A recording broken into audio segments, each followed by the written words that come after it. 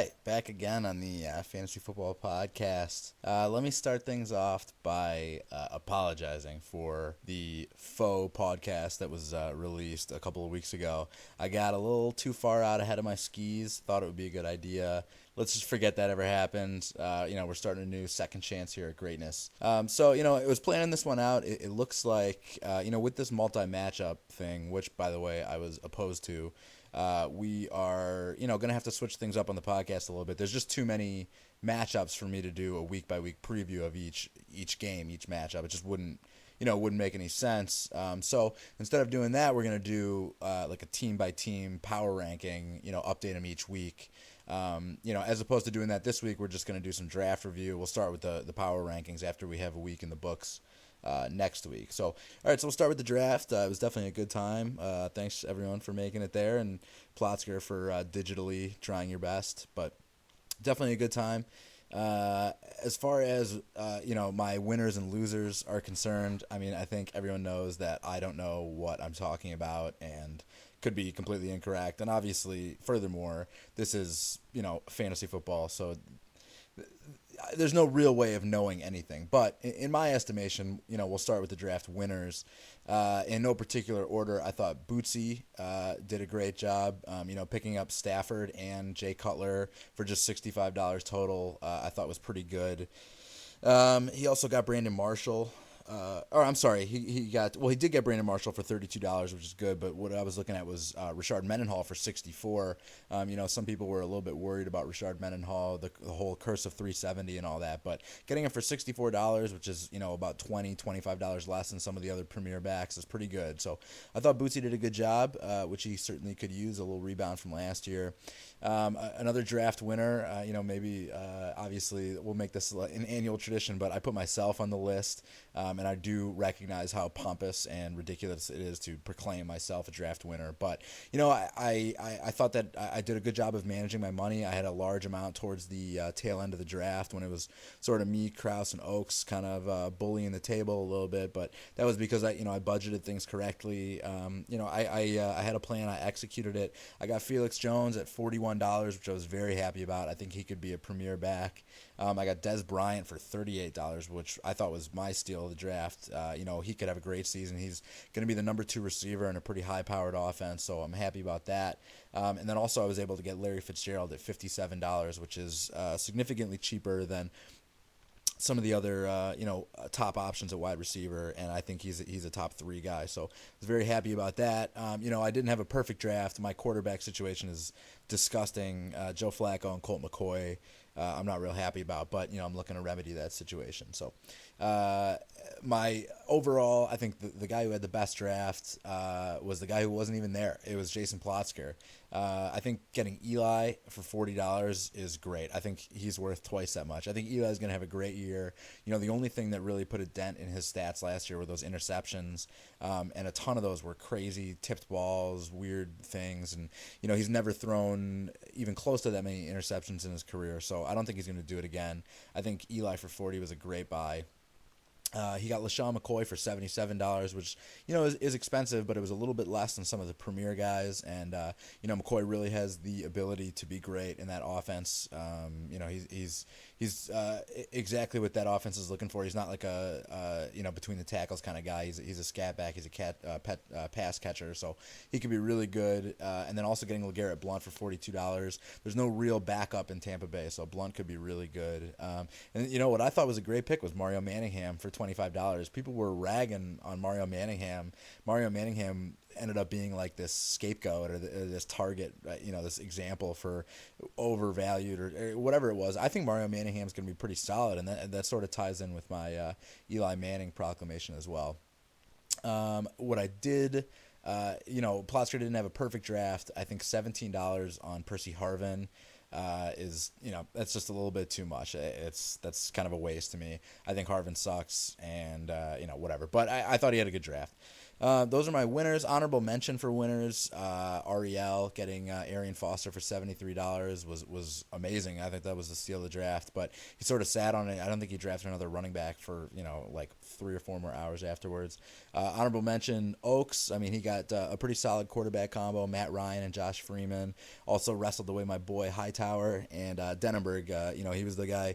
Someone had to do it. Someone pulled in Vic. He got Vic. We'll see how that works out. I was actually kind of low on Vic, but Vic has the potential to be the greatest fantasy player ever. So could be all right for him. And he also got Kenny Britt and Mike Wallace at receivers. So some honorable mentions there. And now, draft losers. Every draft has some winners, and every draft has some losers. Looking at losers for this draft, really in no particular order. Start with Kraus. His draft plan was pretty evident. Just stockpile the wide receivers. And be upfront. I love him getting Hakeem Nicks and Deshaun Jackson both for $94 total is great. I mean, those are two great players. He did a good job. He got Roddy White as well. But the rest of his draft sort of suffered. I mean, he's got Peyton Hillis and Mark Ingram as his starting running backs. I'm not so sure about that. And McNabb and Hasselbeck as starting quarterbacks. I don't know. We'll see. I mean, being strong in one position is great. And wide receiver, you can start the most of any position in our league. You can start up to 4. So, maybe it was a good strategy. But to me, it really made the rest of his team suffer. Another loser, actually 2 losers, both of the new guys. Justin, wide receiver, is just disgusting. Your wide receivers are terrible. I understand you're a little bit younger. You got some growing up to do. But, what are you doing? Jeremy Maclin, Antonio Brown, or really Ben as your starting wide receivers. And some of the scrubs in your bench are I love fantasy football, and even I've barely heard of those guys.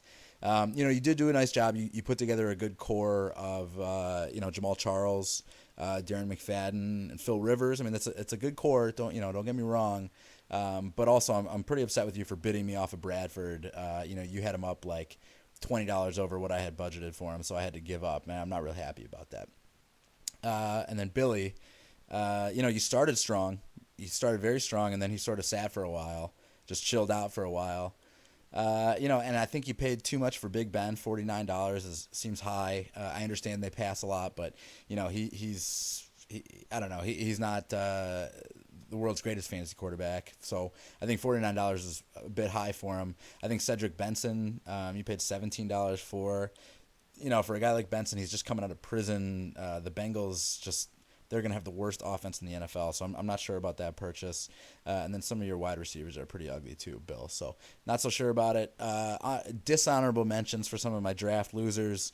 Deutsch, I actually do like a lot of the things Deutsch did. He got some of his big hitters from last year, Matt Schaub and Chris Johnson. I mean, you can't hate on that, but really, spending $70 on Peyton Manning, especially after the fact that it had come out that he was going to miss some time, just sort of negates everything else you did. So there's a dishonorable mention for Deutsch there. Ben, you can take issue with some of the things Ben did. $17 seems like a pretty high price for Mark Sanchez. $25 on Brandon Lloyd. Brandon Lloyd had really good numbers last year, but it's questionable if he can keep it going, especially with Josh McDaniels gone. But really, all you need to know about Ben's team, why he's on the dishonorable mention list, is that he spent $2 on Nate Kading. I know it was early in the draft. I know Kading is the number 1 kicker or whatever. But Ben, you're a pro. Do not spend money on kickers. And really, Ted, I looked at Ted's team. I tried to form an opinion, but just was sort of ambivalent. Not much I can say about that. Okay, getting to the mailbag. Thank you guys for sending in your mailbag questions. I'll try and get to as many as I can here. Stay under the time limit. First question. A few early season trades already. Who do you see as the big winner of the early deals? And actually, let me address some of the things I just mentioned. I know pertaining specifically to Kraus's team, I made all my draft notes before the trades went down. So I know Kraus and Deutsch just made a big trade. So, obviously I was just making fun of Kraus's running back situation. Then he goes out and gets Steven Jackson. So that sort of, nullifies some of what I was saying. But, unfortunately for you, Deutsch, I do see Kraus as the winner of that big trade.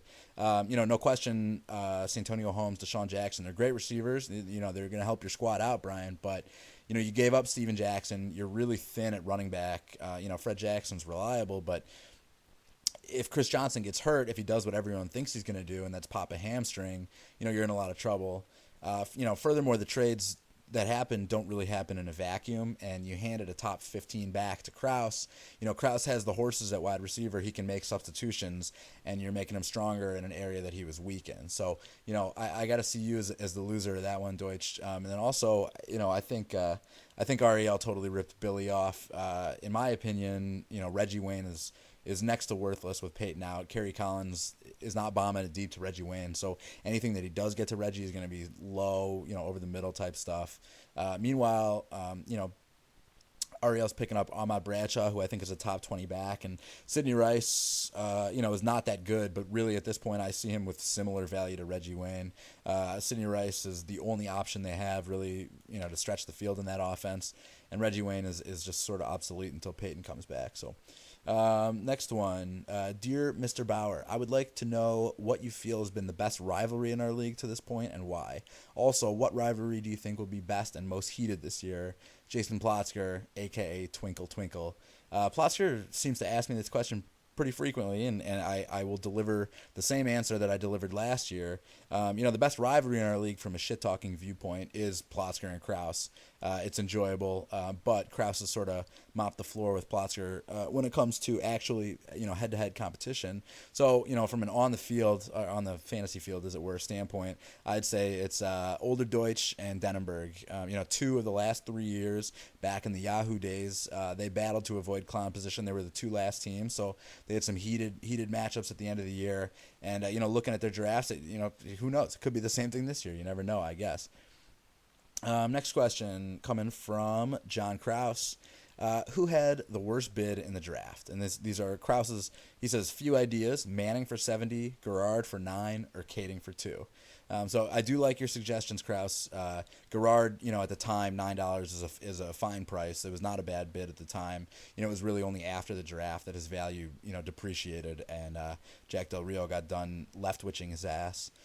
Kading for $2 I've addressed was just a complete waste. I don't know what Ben was thinking, but that's what he's got. I hope Kading has a great season for him for $2, but it was still only $2, so how bad could it really be?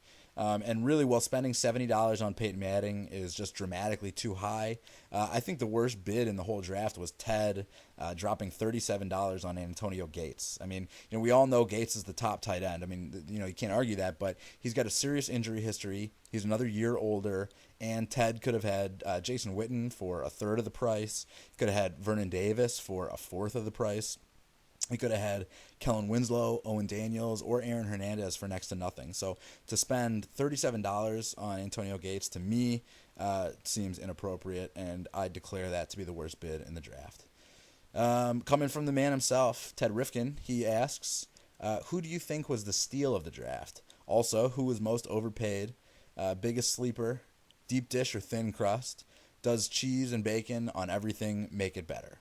So I'm not going to address most overpaid because it's you, Ted. I just said that. But, I think the steal of the draft was Ariel. Arian Foster for $73 is a huge bargain. Jamal Charles went for $80. Chris Johnson went for $91. Ray Rice also went for $91. Adrian Peterson went for $95.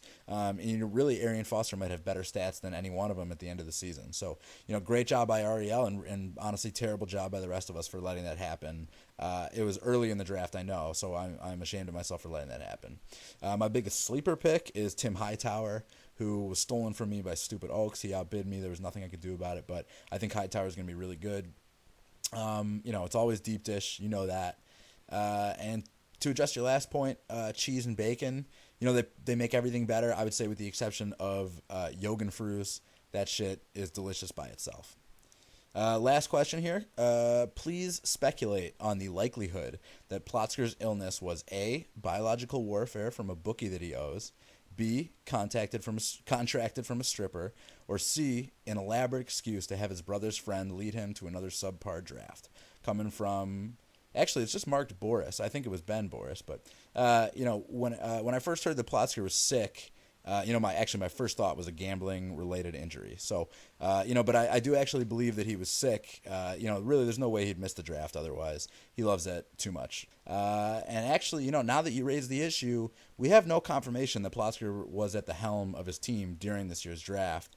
He could have easily set up someone with his GChat password, which would be in direct violation of our no proxy, no criter policy. So I demand a full-scale investigation be launched as soon as possible into that. So thank you guys for listening to the podcast, and good luck.